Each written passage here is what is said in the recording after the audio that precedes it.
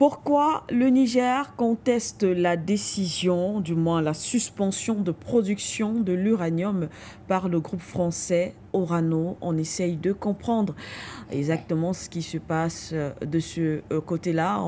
C'est une information en tout cas qui a fait le tour, qui continue d'ailleurs de faire le tour des médias, relayés principalement, du moins relayés par les médias non seulement locaux, régionaux, mais aussi les médias français. Que se passe-t-il donc en ce qui concerne cette affaire, alors que l'on pensait effectivement que le Niger se trouve dans cette rupture totale et radicale avec tout ce qui a trait ou tout ce qui rappelle l'impérialisme occidental. Peut-être que, comme le pensent d'ailleurs certains observateurs, et peut-être que nos invités vont également revenir là-dessus pour qu'on essaye de comprendre ce qui se passe également, ce que reprochent les autorités de Niamey au groupe français, parce que les autorités de Niamey qualifient cet acte de cette entreprise française effectivement de grave et voire même d'illégal, ou alors et voilà, illégal. Je préfère m'en tenir à ce propos. Que se passe-t-il donc? Le Niger conteste la suspension de production de l'uranium par le groupe français Orano. Comprendre. Cette fois-ci, j'ouvre avec vous, monsieur Henri Atangana. Peut-être vous allez nous aider à comprendre ce que cela veut dire. Peut-être que la décision des autorités de Niamey aujourd'hui. Que reproche Niamey au groupe français Orano? Je crois qu'en fait, ce qu'il se passe dans cette histoire, c'est que le Niger a suspendu le permis d'exploitation, la continuité du permis d'exploitation d'une grande zone. Oui, Et au départ de ça, Orano a estimé que ça devenait pas viable pour lui. oui. Parce que c'est des véritables dessous. Donc, Orano a donc pris des sanctions. En même temps, le Niger, lui, il a d'abord observé ça sans rien dire, malgré les pertes. Maintenant, Orano essaie de montrer que le problème, c'est le Niger. Oui, Et le Niger est en train de dire, le problème, c'est pas nous. Le problème, c'est que vous avez rompu les relations. Parce que c'est ça qui s'est passé en réalité. C'est-à-dire, du point de vue purement contractuel, il n'y a pas eu suspension de Wanon. C'est le ok, Niger qui dit, moi, je ne prolonge pas vos permis d'exploiter. C'est ce qui est logique, parce ok, que l'exploitation n'était pas liée au permis d'exploiter. Ils n'étaient ok, pas liés, ils n'étaient pas liés ensemble. C'est-à-dire que c'est deux choses différentes, c'est deux contrats différents. Je vous donne le permis d'exploiter quelque chose ou pendant un temps, et puis après, il y a d'autres gisements que je trouve. Et je peux vous donner le permis d'exploiter ces nouveaux gisements ou pas. ok, Très bien. Maintenant, si je ne vous donne pas le permis d'exploiter et que moi j'estime que je suis désavantagé, qu'est-ce que je fais? Je me fâche et je prends des sanctions. Et je dis, ok, d'accord, maintenant, moi je n'ai plus envie de, de, de, de, de, de- de continuer à exploiter, je ferme l'activité. oui, Et derrière cette fermeture d'activité, il se passe beaucoup de non-dits. Parce qu'en réalité, ils ne disent pas on arrête l'activité. mm, Ils disent on ne peut pas évacuer l'uranium à travers le Bénin, oui, tout à fait. ce qui est contractuellement prévu. Donc, nous fermons l'activité. Donc, vous voyez un peu comment c'est subtil.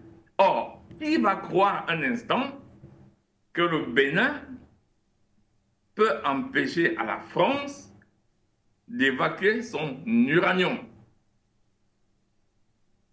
Celui qui croit ça, alors là, il croit au Père Noël. Il croit au Père Noël, penser que le Bénin peut dire, ok, d'accord, moi, parce que j'ai des problèmes, je ferme ma frontière, parce que vous vous souvenez de cette histoire de fermeture des frontières. Parce qu'il y a eu des difficultés pour évacuer déjà le pétrole chinois. Vous vous souvenez? Oui, Et le problème a été réglé quand la Chine a organisé sa rencontre avec les pays africains. tout à fait. Et ils ont laissé que le léoduc fonctionne. Et je me souviens, on a eu un débat là-dessus et que j'ai dit, mais c'est certainement que pendant ce moment-là, la Chine a dû dire au Bénin, écoutez, moi j'ai eu des accords avec vous, j'ai mis des milliards parce qu'il y a des préaccords, on ne vient pas construire un oléoduc comme ça, c'est des investissements de plusieurs milliards. Il y a des préaccords pour le faire. Je veux me rassurer que la zone n'est pas dangereuse, je veux me rassurer que politiquement, non, je fais des accords. Je mets plusieurs milliards. Et le Bénin qui avait fermé la frontière pouvait laisser passer a d'abord laissé passer le pétrole, et puis il a fermé le pétrole, comme si le pétrole était un être humain dont on a besoin d'un contrôle de frontières. Pour rappel, les frontières ont été fermées parce que ce n'était plus sécurisé entre le Niger et le Bénin, parce qu'on soupçonnait, avec preuve à l'appui, puisqu'on nous avait apporté les preuves, qu'il y avait des bases d'entraînement terroriste au Bénin. Voilà pourquoi les frontières vont se fermer. Mais pendant ce temps, le pétrole, lui, continue à couler. Et à un certain moment, le chef d'État du Bénin va dire, moi, je ferme la frontière, j'empêche ce pétrole de couler. Oui. Or, ce pétrole est chinois. Les investissements sont chinois. Mais on sait très bien qu'il voulait sanctionner le Niger, parce que le Niger avait beaucoup d'argent qui rentrait par là, et que la décision venait de Paris. Voilà ce qu'il se passe en réalité. Et maintenant, Orano nous explique que le Bénin serait capable de fermer sa frontière pour que Orano n'évacue pas l'uranium français. Qui peut croire ça? Personne. Ça veut dire qu'il y a un jeu d'influence à ce niveau-là, un jeu de c'est ta faute, c'est ma faute. Voilà pourquoi le Niger dit, attends, non, ça c'est vous qui avez décidé. Moi, j'avais le droit, parce que pour décider ça, il faut que le conseil d'administration, c'est-à-dire les propriétaires de la société, se mettent ensemble. Pour rappel, le conseil d'administration est souvent fait d'actionnaires, qui sont en fait les véritables propriétaires de la société. En l'occurrence, il y a un pourcentage qui appartient à l'État du Niger, un autre pourcentage à Orano, c'est-à-dire à la France.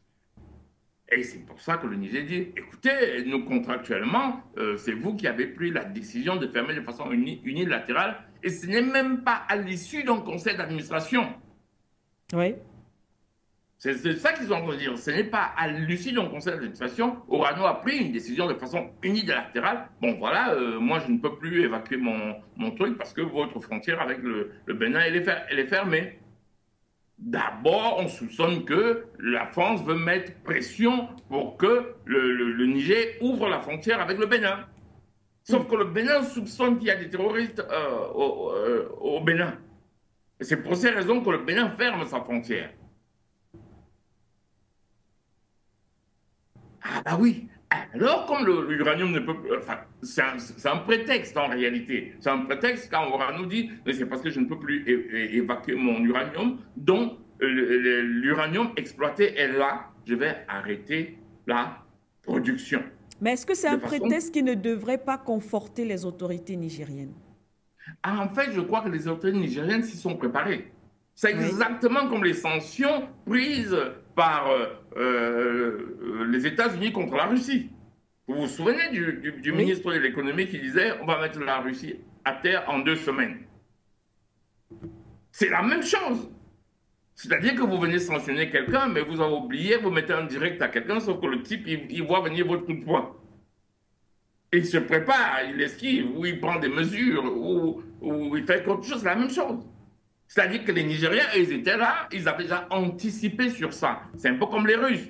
On en a parlé dernièrement, vous vous souvenez, les sanctions que les États-Unis font au monde entier. Depuis que je suis gamin, j'entends les sanctions contre Cuba, j'entends les sanctions contre l'Iran, pas du Shah, parce que le Shah d'Iran, lui, était plutôt américain, c'était le Khomeini, voilà. On l'appelait l'Ayatollah Khomeini. Je crois que c'est quel âge j'avais quand on parlait l'Ayatollah Khomeini, il y avait des sanctions contre l'Iran.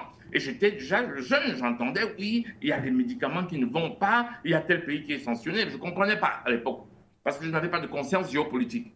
Alors vous imaginez que depuis que les États-Unis utilisent le dollar, ces derniers temps, il a carrément dit que dès que vous utilisez le dollar, il vous impose ses lois. C'est ça qu'on appelait l'extraterritorialité des lois américaines. Alors vous savez que beaucoup de gens ne savent pas que les lois sont appliquées à vous dans un pays parce que c'est vous qui déléguez les gens à l'Assemblée pour voter les lois. C'est pour ça qu'on vous les applique. On ne peut pas vous appliquer des lois que vous n'avez pas votées. Entendons-nous sur ça, la notion de loi, parce que les gens parlent de démocratie de loi. Non, c'est votre pays qui veut les lois qu'on vous applique. Bon, maintenant, dans le règlement international, on vous dit, quand vous allez dans un pays, vous êtes en déplacement, vous respectez les lois du pays d'accueil. Tout à fait. Très bien. Maintenant, quelqu'un est chez lui, il est américain, il vous dit que parce que vous utilisez le dollar comme monnaie de transaction, il vous impose ses lois.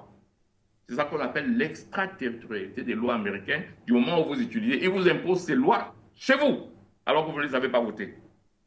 Tout ça fait que les pays se sont demandé comment sortir de ça. Et ça fait longtemps que les gens se sont posés ces questions. Ça fait longtemps qu'il y avait déjà eu des mesures de contournement du dollar et du système monétaire mondial qui est aux mains des Américains.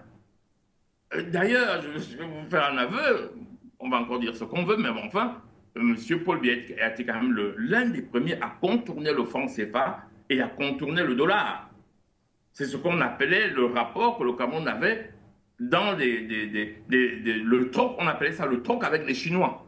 Parce qu'évidemment, dès que vous essayez de passer par le système franc CFA, vous laissez la moitié de vos devises. Dès que vous allez passer par le dollar, vous avez besoin de passer par le système américain, dont c'est contrôlé. Et le chef d'État camerounais a été le premier à contourner ces systèmes-là. Et c'est ça qu'on appelait dans la presse économique le troc que le Cameroun fait avec les Chinois.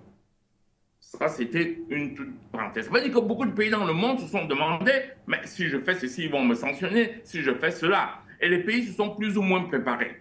En l'occurrence, un grand pays comme la Russie, qui travaille déjà en collaboration avec le Brésil, en collaboration avec l'Inde. C'est comme ça que les BRICS sont nés. Je rappelle en passant qu'ils ne se sont pas décidés pour faire les BRICS. Hein. Les BRICS, le mot même vient des observations d'un banquier américain, je crois que c'était de la banque, j'oublie le nom, ça me reviendra, qui va constater que ces pays-là échangent entre eux et ont libéralisé leur économie. C'est un Américain, un banquier américain qui crée le nom BRICS. En réalité, pendant ce temps, les gens se disent, mais comment toujours passer par le dollar?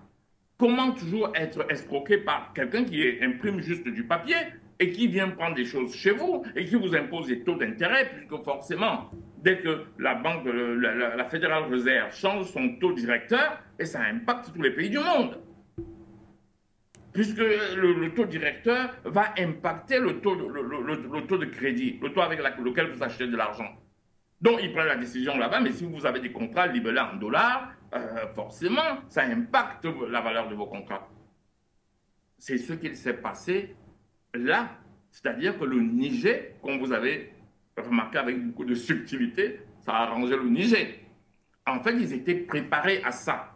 Et c'est les Français qui étaient peu préparés. Ils se sont dit, nous allons empêcher le Niger d'avoir l'argent qui vient de l'uranium, puisque nous ne le vendons plus, nous ne pouvons plus donner l'argent au Niger, et le Niger était préparé à ça. Voilà ce qui se passe en réalité. Et c'est pour ça que le Niger dit, bah, non, non, non, non, non, c'est vous qui avez décidé. Oui. C'est pas nous. Parce qu'il n'y a pas eu un conseil d'administration qui est sorti de tout ça.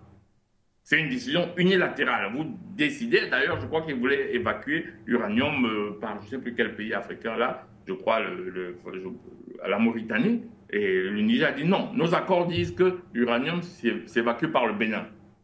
En réalité, on imagine bien que Macron doit appeler le chef d'État du Bénin, Talon, pour lui dire, écoute, laisse passer mon uranium. C'est un coup de téléphone. Donc vous comprenez que tout ça, ce sont des manipulations. Je sors par là. Merci à vous, Monsieur Atangana. Pour le premier jet.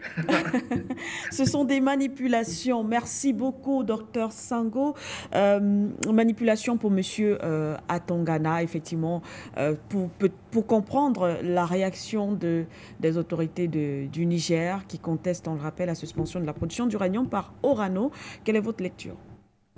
A priori, il ne faut pas penser que le Niger s'oppose forcément à cette suspension. Ok. D'accord? A priori, il ne faut pas le penser. Ok. En réalité, le Niger est en train de chercher ses intérêts. Parce qu'il s'agit tout simplement d'un clash idéologique qui se manifeste aujourd'hui là sur des pans strictement économiques et commerciaux. D'accord?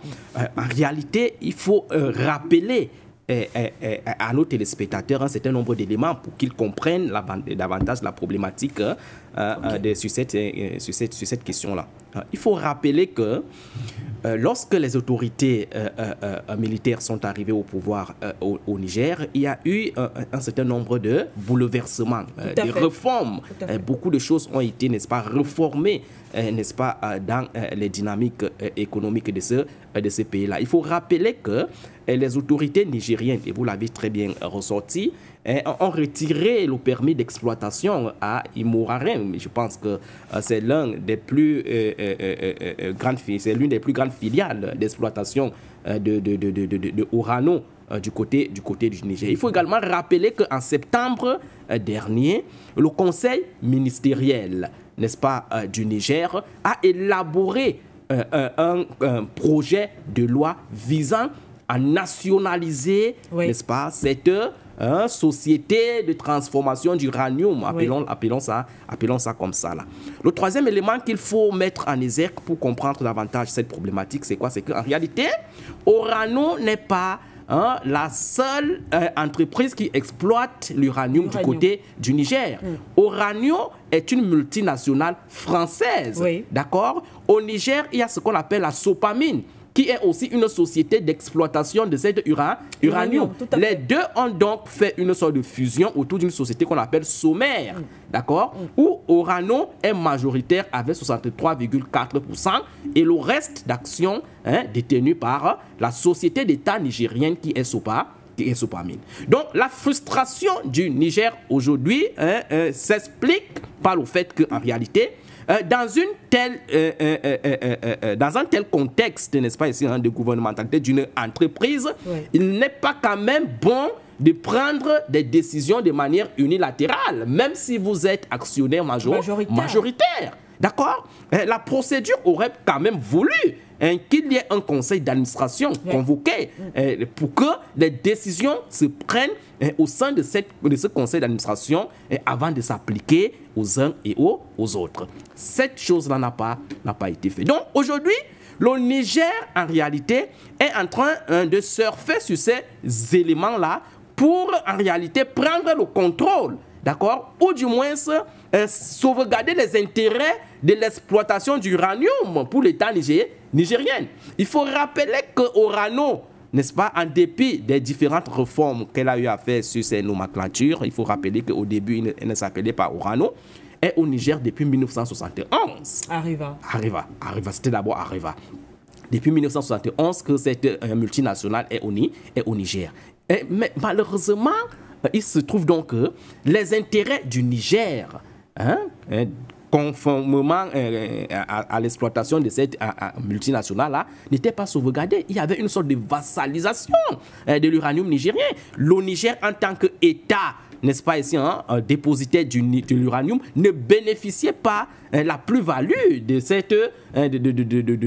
la transformation, n'est-ce pas, de sa matière première. Donc aujourd'hui, avec l'arrivée des nouvelles autorités, il est question de nationaliser, n'est-ce pas, l'exploitation d'uranium du côté du Niger.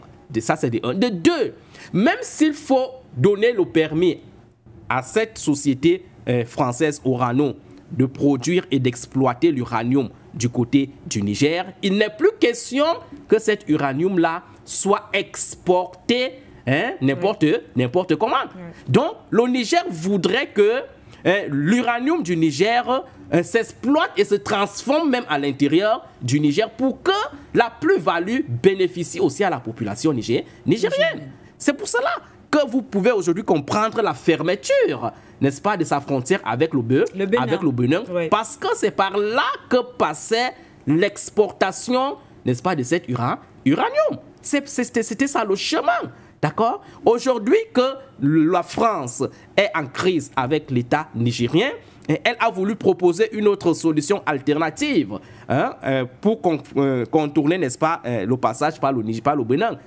Elle a proposé, je pense, un pays qu'on appelle la Mauritanie. Oui. Mais ce n'est pas prévu par l'accord, n'est-ce pas, de transformation du Niger entre les deux États. D'accord? Le Niger s'en est imposé. Donc, cette brouille économique que nous observons aujourd'hui, c'est la continuité de ce clash idéologique à la tête de ces deux différents États qui se manifestent aujourd'hui sur des pans économiques et commerciaux. Donc, à partir de ce moment, on doit tout simplement comprendre que si le Niger est aujourd'hui dans une dynamique où il veut prendre en main sa souveraineté, vous ne pouvez pas avoir une souveraineté tant que votre économie est encore une économie totalement extravertie, une économie que vous ne contrôlez pas, une économie qui est sous le joug et le contrôle des multinationales occidentales. C'est ça le clash aujourd'hui. Donc l'intérêt des populations et des autorités nigériennes aujourd'hui, c'est de poser des dynamiques pour qu'il y ait une sorte de restructuration de cette société de transformation de l'uranium, parce qu'il faut rappeler que du point de vue économique, l'uranium est le seul avantage comparatif du Niger. Lorsqu'on parle, n'est-ce pas, ici, des aspects de développement, lorsqu'on fait, n'est-ce pas, le brainstorming économique ou des ressources naturelles et des matières premières du Niger, il se trouve que le Niger excelle au niveau de la matière qu'on appelle l'uranium. Oui. Vous ne pouvez donc pas avoir votre seul avantage comparatif pareil et accepter que votre pays n'ait pas le contrôle, n'est-ce pas, de l'exploitation, de la transformation d'un tel élément. Donc, voilà le clash qu'il faut comprendre aujourd'hui. Il est aujourd'hui question pour les autorités nigériennes, n'est-ce pas, de nationaliser cette entreprise-là, de faire en sorte que l'État nigérien, à travers sa société qu'on appelle Sopamine, soit en quelque sorte majoritaire, du moins ait le contrôle en ce qui concerne tout ce qui concerne l'exploitation et la production de l'uranium. De deux, si le Niger peut encore accepter que l'uranium soit présent au Niger, il ne faudrait pas que Orano pense que ça va se passer comme ça s'est toujours passé. Il n'est plus question de porter l'uranium du Niger et de le vendre au marché international n'importe comment. Il est question aujourd'hui de fixer des clauses nouvelles qui feront en sorte que le Niger puisse aussi tirer son bénéfice de cet élément stratégique qu'est l'uranium. Lorsque vous savez aujourd'hui la place qu'occupe cette matière première dans la fabrication, par exemple, des instruments militaires dans le monde, vous comprenez qu'en réalité, les intérêts sont aujourd'hui profonds et vont même au-delà des simples intérêts du Niger. Pour la France, c'est quelque chose vraiment, n'est-ce pas, d'inacceptable. Parce que si le Niger continue avec cette position de rigidité, si le Niger a réussi à torpiller le nœud de la France sur cette question de l'uranium au Niger, les intérêts, les conséquences vont se produire, n'est-ce pas, au niveau international. Bien sûr, oui. Et c'est ce que la France n'est pas prête à accepter. Mais je pense que le Niger est dans une très bonne dynamique. On ne peut pas reprocher au Niger de faire ce qu'elle est en train de faire. C'est pour cela que je pense qu'en réalité, lorsqu'elle s'y oppose à cette suspension-là, ce n'est pas en réalité parce qu'elle veut forcément, mais c'est parce qu'elle veut que certaines choses se fassent conformément aux intérêts du Niger. Merci à vous.